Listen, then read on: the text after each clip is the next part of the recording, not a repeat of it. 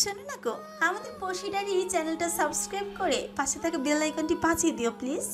আর গল্পটি ভালো লাগলে অবশ্যই লাইক কমেন্ট শেয়ার করে দিও।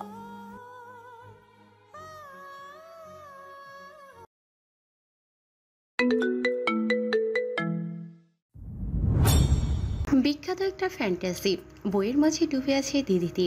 গত কয়েকদিনে পছন্দের উপন্যাসগুলো তার বিরক্ত লাগতো, কিন্তু আজকে থেকে মনটা একদম ঝরঝরে। ভেবেছে আগামীকাল ভার্সিটি গিয়েও একটু ঘুরে আসবে। মাস্টার্সটা কমপ্লিট করাও যে জরুরি। বিশাল সাইজের বইয়ের প্রথম অধ্যায়টা শেষ হতে না হতেই হঠাৎ কলিং বেল বেজে উঠল। তাও একবারে ক্ষান্ত হলো না, লাগাতার বেজেই চলেছে। এরকম অভদ্রদের মতো ডোরবেল এই মুহূর্তে একজনই বাজাতে পারে। বইটা সোফায় রেখে দিদি চোখে মুখে ভয়াবহ বিরক্তি নিয়ে মনে মনে নাওফিলকে বকাঝকা করল, কিন্তু দরজাটা খুলতে বেশ অবাক হলো। কাকু তুমি? বলে পাশেই বজ্র চাহনি নিয়ে দাঁড়ানো নাওফিলের দিকে তাকালো। ভেতরে ঢুকতে দাও কাকুকে। কেমন আছিস মা? কিরণ আসেনি এখনো? আপনার ফোন পে মিহাদের গাড়িটা তখনই পাঠিয়ে দিয়েছি ওকে আনতে, চলে আসবে কিছুক্ষণের মধ্যেই। দিদি আর জবাব দেওয়ার সুযোগ পেল না, জিজ্ঞেস করলো সোহেলকে, তোমার শরীর ভালো আছে তো? এমন শুকিয়ে গেছো কেন? বলবো একটু পানি খাওয়া আগে। দিদি আর দাঁড়ালো না, লেবুর শরবত করতে ছুটল রান্নাঘরে। সোহেল সোফায় গা এলিয়ে বসতেই নাওফিল বলল, ঘরে গিয়ে রেস্ট করবেন কাকু, তারপর কথাবার্তা বলা যাবে। অনেক টায়ার্ড দেখাচ্ছে আপনাকে। দৌড়ঝাঁপের ওপরে আছি রে বাপ। তোর বাবা আর দাদা তোদেরকে কেন রাজনীতির মধ্যে ঢুকাচ্ছে বুঝলাম না। বড় ভাইকে কত নিষেধ করলাম, ছেলেগুলো সুসম্বল আছে, ভালো আছে, ভালো থাকতে দাও ওদের। শুনলো না আমার কথা। এই দুর্নীতির দেশের রাজনীতি কি সুস্থ রাজনীতি? আপনাকেও তো ছোট দাদা বেঁচে থাকতে নাকি নিষেধ করেছিলেন, আপনি কি বারণ শুনেছিলেন? আমি না শুনে ঢুকেছি বলেই তো বুঝছি অরাজকতার দেশে সৎ হয়ে অন্তত পলিটিক্স করা সম্ভব না। তাই বলে কি আমার ছেলেপুলেদেরও সেদিকেই ঠেলবো? হাসলো শুধু নাওফিল। সোহেলকে রেখে রান্নাঘরে এসে দিদির খুব কাছে এসে দাঁড়ালো হঠাৎ। চাপা স্বরে রাগ নিয়ে জিজ্ঞেস করল, রুনা কোথায়? ছাদে। এই দুপুরবেলা ছাদে কি করছো? বাড়ির সবখানে গোপন ক্যামেরা রেখেছো, আর ছাদের প্রতিটা কোনায় কোনায় রাখতে পারোনি? তাহলে তো আর আমার থেকে কৈফিয়ত চাইতে হতো না। সরাসরি উত্তর দাও বলছি। চাপা স্বরে ধমকালো নাওফিল, কিন্তু দিদি তাতে ভ্রুক্ষেপও করল না। ওর হাতে একটা শরবতের গ্লাস ধরিয়ে দিয়ে সোহেলের কাছে এসে তাকে দ্বিতীয় গ্লাসটা দিয়ে বলল, শরবতটা খেয়ে একটু ঘরে গিয়ে রেস্ট করো। চলো চলো, অসুস্থ লাগছে তোমাকে। নাওফিল এসে বসলো তখন তার পাশে। শরবতটা কয়েক চুমুকে শেষ করে জিজ্ঞেস করলেন সোহেল, কিরণের আসতে কি আধা ঘন্টার বেশি লাগবে? জ্যামের জন্য একটু লেট হচ্ছে হয়তো। ও না আসা অবধি আপনি ঘরে গিয়ে রেস্ট করেন কাকু। নাওফিল বলল। দিদি বুঝতে পারছে খুব জরুরি কোনো কাজে এসেছেন সোহেল। সে কাজটাও হয়তো তার আর কিরণের সাথে। তাহলে কি মায়ের ব্যাপারে কোনো কথা বলতে এসেছেন তিনি? আজ বেলা 11টার সময়ও তো ফোনে কথা বললেন ঝুমুর, সুস্থই আছেন বললেন। সোহেল শেখের ব্যাপারে তেমন কোনো কথা তো মা বললেন না। তাহলে কি দরকারে এলেন তিনি? নাওফিল দিদির অনুরোধে সোহেল সত্যি একটু বিশ্রাম নিতে উপরে চলে এলেন। তাওসিফের ঘরটাতেই তাকে রেখে এলো ওরা। তারপরই বাসার বাইরে বের হলো নাওফিল। তা দেখে দিদিও পিছু পিছু ছুটল। কোথায় যাও তুমি? কোনো জবাব দিল না নাওফিল। দুজন একসঙ্গে এলিভেটরে ঢুকলো। দিদি বুঝতে পারল রোনার খোঁজে বেরিয়েছে সে, তবু কিছু বলল না। ছাদে পৌঁছানোর পর নাওফিল টেরেসে এগোলো। দিদি নির্বিকারভাবে পিছু পিছুই যেতে থাকলো তার। রোনাকে দেখতে পেল নাওফিল। এই রোদের মধ্যে ডিভানে চিত হয়ে শুয়ে আছে সে। চিত্রটা একটু অস্বাভাবিক লাগছে, নিস্তেজ মানুষের মতো লাগছে দূর থেকে। ওর কাছে এসে নাওফিল আচমকা চেঁচিয়ে উঠল, শরণ, কি করেছো তুমি ওকে? মেজাজ খারাপ হচ্ছে দিদির, তাই কোনো সাড়া দিল না। চুপচাপ দাঁড়িয়ে রইল বুকের উপর হাত বেঁধে। রোনার চোয়ালে শেষ দিকে ব্যান্ডেজ করা দেখে নাওফিল ওকে ডাকতে থাকলো অনবরত। ওর থেকেও কোনো সাড়া না পেয়ে গায়ে স্পর্শ করে ডাকতে গেল। তখন দিদি হুঁশিয়ারি করে উঠল, একদম ছবে না ডাইনিটাকে। বলেই টেবিলে রাখা পানির জগটা এনে ঢালতে থাকলো রুনার মুখের উপর। তার মাঝেই জ্ঞানহারা রুনা চোখ মেলে কাতর গলায় পানি পানি বলতে থাকলো। নাওফিল রক্তিম চোখে দিদির দিকে তাকিয়ে তখন সেদিকে পাত্তা দিল না দিদি। নিষ্ঠুরের মতো জগের বাকি পানিটুকু রুনার ঠোঁটের উপর ঢালতে থাকলো। বুভুক্ষর মতোই হাঁ করে পানির স্বাদটুকু গ্রহণ করল রুনা, কিন্তু পরাণ ভরে তা পান করতে দিল না দিদি। খুবই নির্মম এক আচরণ। তুমি ওকে টর্চার করছো কেন শরণ? আর এটা কি আচরণ তোমার? পানি দাও ওকে। আমার তো তোমার কার্যকলাপে তোমাকেই ডাইনি লাগছে। শেষ কথা দুটো অস্পষ্ট কানে গেল রুনার। তা শুনতে পেয়ে আহ্লাদে ভেসে আবেগিক কান্না ঠেলে বের হলো ওর। ও করে নিজস্ব কায়দায় কাঁদতে আরম্ভ করলো সে। হঠাৎ নাওফিল দিদিটিকে ডাইনি বলায় সে বেজায় সন্তুষ্ট, আর সেটা বুঝতে পেরেই দিদিটি নিয়ন্ত্রণ হারা রাগে ফেটে পড়ল। জগের তলায় থাকা শেষ পানিটুকু নাওফিলের মুখে ছুঁড়ে মেরে জগটাই আশ্রয় ফেলল মেঝেতে। আচমকা কাজ চূর্ণ হওয়ায় ঝনঝন আওয়াজে রুনা আতকে কান্না সরে ও আল্লাহ বলে চেঁচিয়ে উঠে বসে পড়ল। তখন তোমার 14 গোষ্ঠী আর ওই নোংরা মেয়ে ডাইনিটা আমাকে বাস্টার্ড বলে, এরা সবাই নিজেদের মাঝে। আমি ডাইনি সেটা বিয়ে করার আগে মনে হয়নি তোমার? তোমাকে দেখে কুকুর ঘেউ ঘেউ করে উঠলে তুমিও কি কুকুরের মতো করে ঘেউ ঘেউ করবে? ওকে তোমার টর্চার করা একদমই ঠিক হয়নি। কি করেছো তুমি ওর ফেসে? এত বড় ব্যান্ডেজ কেন প্রয়োজন হয়েছে ওর? কে বলেছে টর্চার করেছি ওকে? ওকে আমি খুনই করতে চেয়েছিলাম ছুরি দিয়ে, কিন্তু করিনি, যেটা ওর ভাগ্য। ওটা ট্রিটমেন্ট দিয়েছি। ওর মতো স্ল্যাট আমাকে বলে কিনা আমি নাওফিল শেখের যোগ্য না, তাহলে কি ও ভীষণ যোগ্য তোমার? কত বড় স্পর্ধা হলে তোমাকে নিয়ে ভাবনা চিন্তা করে ও? আর ওর প্রতিটা কার্যকলাপ সন্দেহজনক। আমার ঘরের বাইরে দাঁড়িয়ে আড়ি পেতে থাকে, যখন তখন ছাদে এসে ফোনে কি যেন করে ও। ওকে আজকের মধ্যে এই বাড়ি থেকে না তাহলে ছাদ থেকে ফেলে দিয়ে এবার সত্যি সত্যি খুন করবো আমি ওকে। রুনার গুনগুনিয়ে কান্না থেমে নেই। নাওফিলের মুখপানে অসহায় চোখে চেয়ে আছে সে, যেন একমাত্র অভিভাবক এবং রক্ষাকর্তা নাওফিলই ওর জন্য। আর নাওফিল সরল রূপের বউকে হঠাৎ এমন সাংঘাতিক হয়ে উঠতে দেখে টেনশনে পড়ে গেছে, অনেকটা আশ্চর্য হয়েছে। সিরিয়াসলি তুমি ছুরি দিয়ে ওকে খুন করতে চেয়েছিলে? ও আমাকে নিয়ে চিন্তা ভাবনা করলে কি আমি ওকে আমার বেডরুমে নিয়ে যাব? তুমি কিভাবে এত বড় অঘটন ঘটাতে গিয়েছিলে? সন্ত্রাস মেয়ে একটা। প্রচণ্ড রেগেও গেছে নাওফিল। এত বেশি বাড়াবাড়ি সে আশা করেনি দিদিদির থেকে। এদিকে দিদিদি রুনার পক্ষে নাওফিলের এই প্রতিক্রিয়া দেখে রাগে দুঃখে হিতাহিত জ্ঞান হারিয়ে ফেলল। চেঁচিয়ে বলল, আমি সন্ত্রাস না, তুমি আর তোমার বাপ চাচা সন্ত্রাস, সন্ত্রাসের বাচ্চা তুমি। বলা শেষে কালক্ষেপণ না করে বেরিয়ে পড়ল টেরেস থেকে। কিন্তু নাওফিল সহ্য করল না সন্ত্রাসের বাচ্চা অপবাদটা। আমি সন্ত্রাসীদের বাচ্চা হলে তুমিও সন্ত্রাসের বাচ্চা।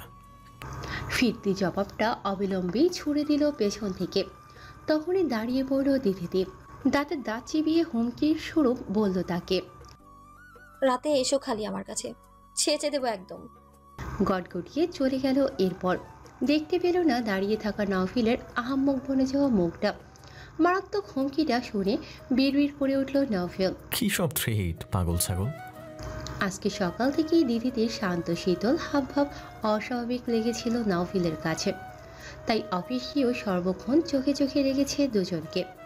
সর্বোচ্চ ভেবেছিল সে রুনাকে হয়তো কয়েকটা চড় থাপ্পড় কষে বাসা থেকে বের করে দিতে পারে দিদিদি, যেটা দিদিদের জন্য অস্বাভাবিক নয় বটে। কিন্তু এই মুহূর্তে তা চায় না নাওফিল, কারণ আজকের রাতটা এমনিতেই রুনার জন্য ভয়াবহ হতে চলেছে। কত কথা জানার আছে এই জাসু মেয়েটার থেকে। সব বানচালনা হয়ে যায় রুনা অসুস্থ হয়ে পড়লে। সুর করে কান্নাটা বহাল রেখে রুনা নিজের জন্য সাফাই গেল তখন। বিশ্বাস করেন স্যার, আমি এসব কিচ্ছু বলিনি ম্যামকে। উল্টো ম্যামই চটপট শুরু করলো আমাকে রান্নার জন্য এনেছে বলে। এই তোমার গান বন্ধ করো তো, অসহ্য লাগছে কানের কাছে। ঘরে যাও, গিয়ে রেস্ট নাও। আমি মেডিসিনের ব্যবস্থা করে দিচ্ছি। বাসায় মেহমান, কোনো রকম কান্নাকাটি করবে না। আচ্ছা, আর আমার ফোনটা স্যার, ওইটা তো ম্যাম মেয়ে রেখে দিল। নাওফিলের মুখভঙ্গি মুহূর্তেই বদলে গেল। গ্রেট, গুন্ডা বউ দেখি কাজের কাজ করেছে একটা। মনে মনে প্রশংসায় পঞ্চমুখ হলো সে, কিন্তু রুনাকে গম্ভীর গলায় বলল, এখন না, মাথা গরম আছে ওর, পরে এনে দেবো। তুমি নিচে চলো। কিন্তু স্যার ফোনটা খুব দরকার ছিল। এইটুকু বেলার মধ্যে মুখ চোখ পুরো শুকিয়ে গেছে রুনার। শরীরের ব্যথা আর মনে ভয় বলে কথা। জান আগে নাকি তোমার ফোন আগে? থমকালো নাওফিল আরেকবার। রুনাকে ঘরে পৌঁছে দিয়ে নাওফিল ফ্রেশ হতে হতেই কিরণ বাসায় চলে এলো। সোহালি তা জানতে পেরে আর দেরি করলেন না আলোচনায় বসতে।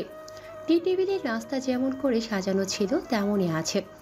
এতক্ষণে একটা দানা পানিও মুখে তোলেননি তিনি। কতবার অনুরোধ করলো তাকে সবাই কিছু মুখে তুলতে, কিন্তু কথা শেষ না করে তিনি কিছু খাবেন না। কিরণ তার পাশে এসে বসলো। দিদিতি আর নাওফিল মুখোমুখি সোফাতে পাশাপাশি বসলো। এরপরই আলোচনার প্রসঙ্গ শুরু হলো। নাওফিলকে ভাবনাতীত বলে বসলেন সোহাইল। আমি তো শ্বশুর হতে চাই বাপ। হতবুদ্ধি হলো নাওফিল, কিন্তু দিদিতি আর কিরণ ঠিকই বুঝলো। কিরণ তড়িঘড়ি করে বলে উঠল, তাহলে ফাইনালি আম্মু তোমাকে চান্স দিচ্ছে কাকু? চুপ কর নির্লজ্জ। ধমকালো দিদিতি। নাওফিল শুনেছিল এ বিষয়ে ইয়াসিফের কাছে, কিন্তু তখন নিজের ব্যাপারগুলো নিয়েই এত বেশি চাপে ছিল যে সোহাইল শেখ আর ঝুমুরের বিষয়টি মাথা থেকে বের হয়ে গিয়েছিল। আমাকে একটু খুলে বলো তোমরা, কাকু কি বললেন আমি ক্লিয়ারলি বুঝিনি। যা বুঝেছিস বাপ তাই টের। আমার বিয়েটা আব্বা আম্মা দেখে যেতে পারলে না বলে কম কথা তো শুনি নেই বোনদের কাছে। শরণ আর কিরণের মায়ের আশায় থেকে আজ এই পর্যন্ত আমি যতটা পেরেছি ততটাই শরণ আর কিরণের খেয়াল রাখার চেষ্টা করেছি। ওদের বাবা মা মারা যাওয়ার পর থেকে কতবার বেহার মতো প্রস্তাব রেখেছি ঝুমুরের কাছে। তার একটা অজুহাতেই ছিল আমাকে বারবার ফিরিয়ে দেওয়ার, সেটা হলো মেয়েদের ভবিষ্যৎ গড়ে না দেওয়া পর্যন্ত, সুপ্রাত্রে ওদের নাম তুলে দেওয়া পর্যন্ত আমার প্রস্তাবে সে আগ্রহী হতে পারবে না। আমিও অপেক্ষাতে থাকলাম। দেখতে দেখতে শরণ সুপাত্র পেয়ে গেল। কিরণের জন্য শুনলাম সৌরভের বাড়িতে থাকা চলছিল, হঠাৎ করে তা বন্ধ হয়ে গেল। ঝুমুর তা নিয়ে কেমন মুছে পড়ছিল মাঝে। আমি দূর থেকে খেয়াল রাখার চেষ্টা করি যতটা শোভা পায়, কিন্তু গত পরশু আমি ঢাকায় আসি আর সেদিনই শুনি ঝুমুরকে বাথরুমে অজ্ঞান অবস্থায় পড়ে পেয়েছে শিউলি। মাথাও কেটে গেছে নাকি। সৌরভের বাবা মা সেদিন ছিল না বাড়িতে যে তাদের সাহায্য নেবে শিউলি। বেচারি ভয় পেলেও ভাগ্যিস আমার কথা মানে করে কল করেছিল। আমি তখনই লোক পাঠাই, তার আগে দ্রুত হসপিটালে নেই ঝুমুরকে। আগে তো হাই প্রেশার ছিল, তাই ওর ডায়াবেটিসও ধরা পড়েছে। গুরুতর অবস্থা হতে পারতো সেদিন যদি সঠিক সময়ে হসপিটাল না নেওয়া হতো। কালই রিলিজ করে দিয়েছে, এখন আলহামদুলিল্লাহ সুস্থ সে। এই বয়সে তার পাশে একজন মানুষ দরকার আর নিজেরও প্রয়োজন। তাই গতকাল ঢাকা থেকে যশোর ফিরেই তার সঙ্গে দেখা করে এবং আবারও বেহার মতো প্রস্তাব রাখি। কিন্তু এবার সে কি অজুহাত দিল জানিস? তার জামাই হয়ে গেছে, কদিন পর নাতি নাতনি হবে। এখন আর এসব নিয়ে ভাবতে চায় না সে। অথচ আমি যে বছরের পর বছর তার আশায় যৌন জীবন পার করে বৃদ্ধকালে চলে এলাম, আমার অপেক্ষায় কি কোনো মূল্য নেই? দিদিতি কিরণ দুজনেই কেঁদে ফেলল। জিজ্ঞেস করলো দিদিতি, আমাদের একবারও কেউ জানালো না আম্মুর অবস্থা? আজকে যখন কথা বললাম তখনও একটাবার আম্মু বললো না। সে বলবেও না কোনোদিন। কিরণ এখন তোর কাছে, কিরণকে নিয়ে তো আর কোনো চিন্তা নেই। একার তো মতো একা পড়ে থাকবে ঘরের মধ্যে, ঠিকমতো নিজের খেয়াল নেবে না, আর দুদিন পরই এরকম অসুস্থ হয়ে পড়বে। অথচ নিজেও একজন ডাক্তার, কিন্তু নিজের কোনো কেয়ারলেস সে। অভিযোগ গলায় বললেন সোহাইল। কিরণ কাঁদতে কাঁদতে বলে দিল, তুমি আর আম্মুর কথা শোনো না, আমরা রাজি। আম্মুকে আমাদের জন্য নিজের জীবনকে আর হেলাফেলা করতে দেব না। প্রয়োজনে বিয়ের সময় আমরা থাকবো না সামনে, যেন আড়ষ্ট না হয় আম্মু। তাও তোমাদের বিয়েটা এখনই হওয়া দরকার। মুখে যা এলো তাই বলে দিল কিরণ। কোথায় কিভাবে কতটুকু বলতে হবে, কতটুকু সংযত হতে হবে, এসবের ধারে কাছেও গেল না সে। অকপটে এসব কথা শুনে সোহাইল, নাওফিল, দিদিতি তিনজনই কিছুটা বিব্রত হলেও কেউ কিছু বলল না কিরণকে। ছোট মানুষ ভেবে সোহাইল বললেন নাওফিলকে, আমি গতকাল খুব রিয়াক্ট করে ফেলেছিলাম, অধৈর্য হয়ে পড়েছিলাম খুব। আমার বোনদের ফোন করে বলেছিলাম তাকে একটু বোঝাতে। তখন ঝুমুর তাদের বহু অনুরোধকে বাধ্য বোধ করে সরাসরি নাকচ করতে পারেনি। যাকে তাও অন্তত সে বলেছে আমার বড় মেয়ে বড় জামাই আছে, তারা যথেষ্ট বুঝার মানুষ। বলতে গেলে এই শেষ বয়সে আমার জীবনের এমন একটা সিদ্ধান্ত আমি নিতে পারি না। আমার এই সিদ্ধান্তের সাথে ওদের সম্মানও জড়িয়ে। এ ব্যাপারে ওরা যেটা বিবেচনা করবে আমি সেটাই করব। এই জন্য কি আম্মু সকালে জিজ্ঞেস করেছিল নাফিল ফ্রি হবে কখন? হতে পারে, তবে আমার বিশ্বাস সে তোদেরকে বলবে। আমি যদি তোদের কাছে আমার প্রস্তাব রাখি, তোরা যেন না করে দিস। আর এই জন্যই আমি ছুটে আসছি তোদের কাছে। এখন তোরা বিবেচনা কর আমার দিকটাও আর তার দিকটাও। তোরা যা বলবি আমি তাই মেনে নেব। সোহাইল নাওফিলের দিকে চেয়েই বললেন। তিনি নাওফিলের থেকে সাহায্য আশা করেছেন, আর তা নাওফিল আর তার চোখের চাহনি দেখে বুঝে নিল। যদিও এই ব্যাপারগুলো বাস্তবিকই খুব জটিল এবং সমালোচিত ব্যাপার, তবে সোহাইল শেখ নাওফিলের পরিবারের দূরের কেউ নন। মাহতাব শেখের ছোট ভাইয়ের একমাত্র সন্তান সোহাইল শেখ। জান্নাতি বেগম নিজের গোষ্ঠীর ছেলেপুলেদের ভীষণ আদর সোহাগ করেন মেয়েদের তুলনায়। এই যে সোহেল আজও অবিবাহিত থেকে গেছেন যে নারীর জন্য, সে নারী তিনি যে কত গালমন্দ করেছেন, তাই এই বুড়ো বয়সেও সোহেলের বিয়ের খবরটা শেখ গোষ্ঠীর মধ্যে জানাজানি হলে ঈদের দিনের মতোই আনন্দিত হবে সবাই। তবে জান্নাতি বেগম যখন জানতে পারবেন সেই নারী স্বয়ং নাওফিলেরই শাশুড়ি, তখন এর মাসুলগুলো গুনতে হবে দিদিটিকে। এমনিতেই তো তিনি সহ্য করেন না ওকে, উপরন্ত ঝুমুর সোহেলের আকাঙ্ক্ষিত নারী, তার বউ হওয়ার পর আরও বিষ হবে দিদিটির জান্নাতি বেগমের চোখে। এটা খুবই ভাবনার বিষয়। তাও নাওফিল সোহেল শেখের আকুতি ভরা চাহনিতে এড়িয়ে দিদিটি আর কিরণকে বলল, তোমরা দুজনেই বাস্তবতা অনেকটা বোঝো। কিরণ কম বুঝলেও শরণ যথেষ্ট বুঝতা, তাই আবেগ থেকে বেশি প্রাধান্য দেবে তোমার বিবেককে। যে সিদ্ধান্ত নেবে তার ভবিষ্যৎটাও কি হতে পারে বা কেমন হতে পারে সে ব্যাপারে একটু ভেবো। যদিও ভবিষ্যৎ কি হবে আল্লাহ পাকে নির্ধারণ করে রেখেছেন, কিন্তু বর্তমান পরিস্থিতি দেখেও অনেক সময় ভবিষ্যতের পরিস্থিতি কিছুটা আন্দাজ করা যায়। তাই তোমরা যা ভাববে ঠান্ডা মাথায় তা ভাববে। আমি এ ব্যাপারে কোনো মতামত রাখছি না আপাতত, কারণ তোমরা যেটা চাইবে আমি সেটাতে সায় দেব। সোহেল শেখ সহমত বোঝাতে মাথা দোলালেন, তবে মনে মনে একটু অখুশি হয়েছে নাওফিলকে তার হয়ে কথা না বলার জন্য। কিরণ চুপচাপ রইল বড় বোনের মতামতের আশায়, কারণ এই বিয়েটা হলে তার ভালো মন্দ প্রভাবটা এই মুহূর্তে বেশি পড়বে দিদিটির শ্বশুর বাড়িতেই। ও জানে সেখানের মানুষগুলো এখন পর্যন্ত ওর বোনকে খুশি মনে গ্রহণ করেনি। নাওফিলও একইভাবে দিদিটির মতামতের অপেক্ষায়। সত্যি বলতে এখানে সে অনেকটা স্বার্থপরের মতো ভাবছে। সে চাইছে না ঝুমুর আর সোহেলের বিয়েটা হোক। এই বিয়েটার জন্য নিজের বইয়ের ওপর অশান্তি বয়ে আসা যে সহ্য করতে পারবে না। খুব বেশি আর অপেক্ষা করতে হলো না কাউকে। দিদিটি চপল ছুঁড়ে সোহেলকে বলল, আমরা সম্মতি দিয়ে দিলে আম্মুকে রাজি করতে তো আর বেগ পেতে হবে না তোমাকে, তাই না? না, এতকাল তো এই অজুহাতে আমাকে আটকে রেখেছে। তোদের সম্মতিপত্র তার মুখের ওপর তুলে ধরলে সে আর সহজে আমাকে ফেরানোর সুযোগ পাবে না। তাহলে আম্মুকে আমি আর কিরণ যা বলার বলবো, প্রয়োজনে তার একমাত্র জামাইও বলবে। বাকি যা বলার বা যা করার তুমি ফিরে গিয়ে করো। নাওফিল কপট হাসি টানল মুখে, কিন্তু আদতে সে ঝুমুরের সঙ্গে কথা বলতে এতটুকু আগ্রহী নয়। এই মহিলা তাকে আর শরণকে কেমন আপনভাবে তা সে ভালোই জানে। আজ অবধি জামাই আদরের চিন্তাও করেননি তিনি। কিরণ এখানে আছে বলে বাধ্য হয়ে প্রতিদিন দিদিটির সাথে কথা বলেন। তাকে সে বোঝে না? এমনকি দিদিটিও বোঝে। কিরণ বেশ খুশি। আপু, মিষ্টি মুখ করা উচিত আমাদের। নিশ্চয়ই, বসো তোমরা, আর আমি মিষ্টি নিয়ে আসছি। চল, আমিও যাব। কিরণ উঠে পড়ল। ওরা দু বোন যেতেই নাওফিলকে ইশারায় কাছে এসে বসতে বললেন সোহাইল। নাওফিল এলে তিনি জিজ্ঞেস করলেন, তুই মন থেকে রাজি আছিস তো? ঝুমুর কিন্তু তোর সঙ্গে কথা বলবে। আচ্ছা, সমস্যা নেই। শরণ যেখানে রাজি সেখানে শাশুড়িকে ম্যানেজ করার চেষ্টা করবো আমি নিশ্চয়ই। আপনি নিশ্চিন্ত থাকুন। তুই বিশ্বাস করবি কি না জানি না, এই দুটো মেয়েকে কখনোই ঝামেলা মনে করিনি বা আমার বাধা মনে করিনি। এই দুটো বাচ্চাকে চোখের সামনে দেখতে দেখতে কখন যে স্নেহে জড়িয়ে নিয়েছি ওদের, তা আমি টেরও পাইনি। এই তো সেদিন কিরণের সঙ্গে কত বড় একটা দুর্ঘটনা ঘটে গেল। যারা যশোর জল্লাসি চালিয়ে আমি কুত্তার বাচ্চা দুইটার লাইফ ফেল করে দিয়েছি। আমি সর্বক্ষণ চেষ্টা করেছি এই তিনটা মানুষকে সবসময় আগলে রাখার।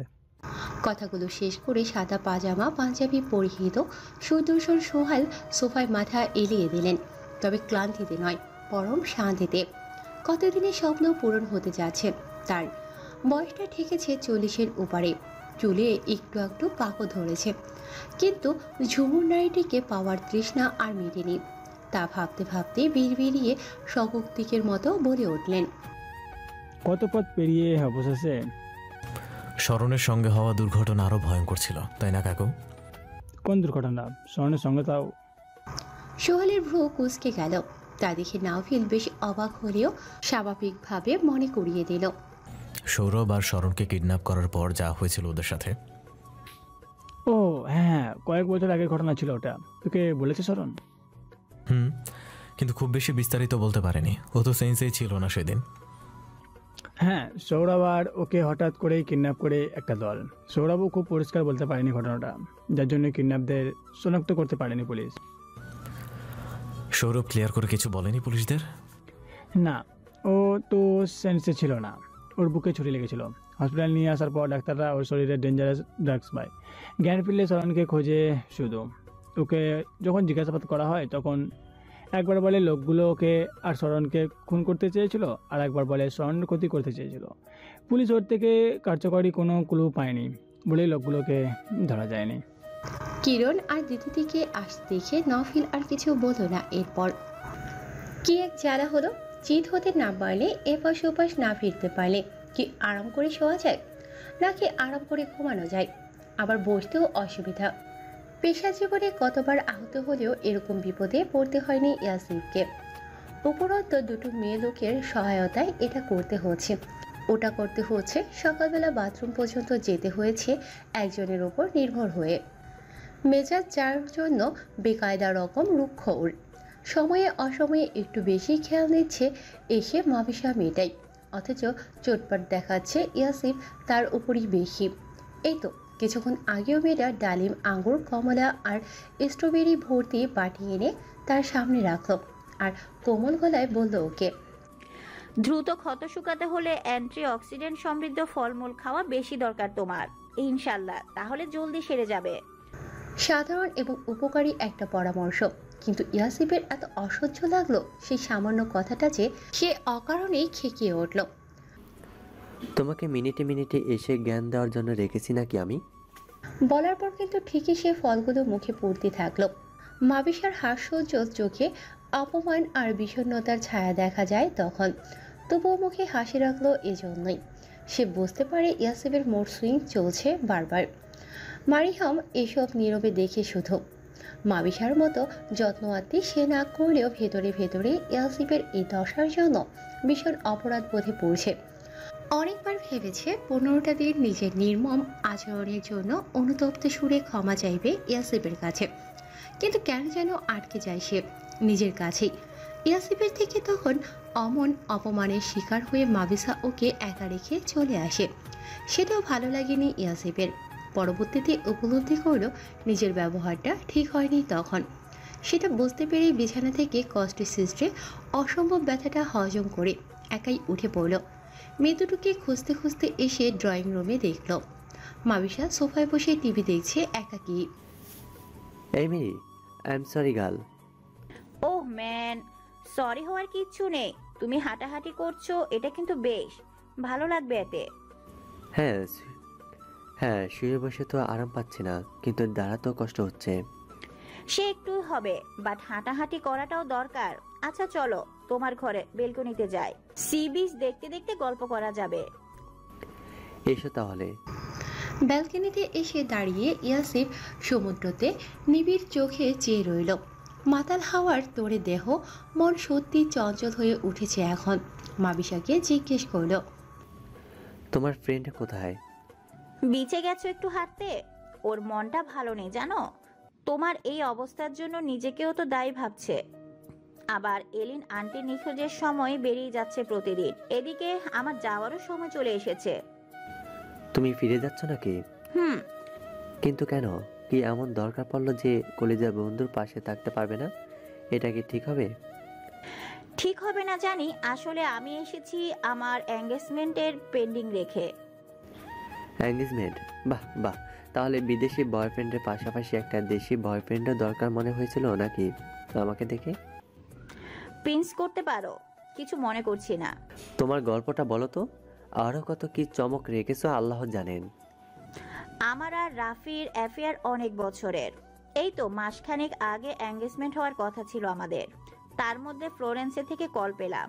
ও হতাশ আর খুব ভেঙে পড়ছে। বুঝতে পেরে আমি বাধ্য হই এঙ্গেজমেন্ট ক্যান্সেল করে দিতে। মম আর ড্যাডও তাতে সাপোর্ট করে আর জলদি পাঠিয়ে দেয় আমাকে ওর কাছে। কিন্তু রাফি প্রচন্ড ক্ষুদ্র হয়ে এতে। ওকে কোনো রকমে সামলেছিল মম ড্যাড। তবে কথা দিতে হয় 1 মাস পরই এঙ্গেজমেন্টটা কমপ্লিট করতে হবে। বিয়ের ডেটটাও আর দেরি রাখতে চাই না ও। ভেবেছিলাম অ্যালেন আন্টিকে খুঁজে পেয়ে যাব 1 মাসের মাঝে, কিন্তু তার হলো কই। গতকাল রাফি খুব মিসবিহেভ করেছে আমার সঙ্গে। এখনই ফিরে না গেলে ব্রেকআপ করে নেবে ও। মারিহাম সেটা শুনতে পেয়ে আমাকে না বলে আজ সকালে কখন যে টিকিট বুকিং করে ফেলে। ফ্লাইট আর 2 দিন পরে। কিন্তু সত্যি আমি চাই না ওকে এমন একটা সময়ে একা রেখে যেতে। He is so cruel and wants to dominate you. You should reject him. তুমি সবটা জানো না আমাদের ব্যাপারে, তাই এই কথা বলছো। সবটা জানলে বলবে রাফির আমাকে রিজেক্ট করা উচিত। আমি ওকে ডিজার্ভ করি না। বছরদের আগে কথা। আমি আসলে ওর সঙ্গে দীর্ঘদিনের রিলেশনশিপে কেমন হাঁপিয়ে উঠেছিলাম, তখন বোরিং হয়ে যাচ্ছিলাম। ভাবলাম একটু স্পেস দরকার আমার। কিছুদিন দূরে দূরে থাকলে এই সমস্যাটা ঠিক হয়ে যাবে। সেটা ওকে বললামও। ও কষ্ট পেয়েছিল জানি, কিন্তু নিষেধও করেনি। আর করলেও আমি সে বারণ গ্রাহ্য করতাম না। এরপরে আমি আমার ফ্রেন্ডদের সঙ্গে ভ্যাকেশনে বেরিয়ে পড়ি। 3 মাসের মাঝে আমি ডেট করি আর ক্লোজ ফ্রেন্ড এক ফ্রেন্ডের সঙ্গে। বেশ ভালোই লাগছিল তখন আমার। প্রায় 6 মাস ডেট করেছি তার সঙ্গে। এর মাঝে রাফি অনেকবার আমাকে নক করেছে। মিট করতে চলে এসেছে বাসায়। সারপ্রাইজ দিতে বিশেষভাবে ডিনারের আয়োজন করেছে, কিন্তু আমি ইন্টারেস্ট হইনি। এভাবে প্রায় 9 মাস কেটে গেল। ও বুঝতে পারে আমি আর ওকে চাইছি না, তাই নিজেই ব্রেকআপ করে ফেলে। সত্যি বলতে আমি তখন রিলিফ ফিল করেছিলাম। ফ্লোরেন্স তখন পুরোদমে নিজের পেশাতে ডুবে, তাই ওর সঙ্গে এইসব ব্যাপারে আলোচনা করাও সুযোগ হচ্ছিল না।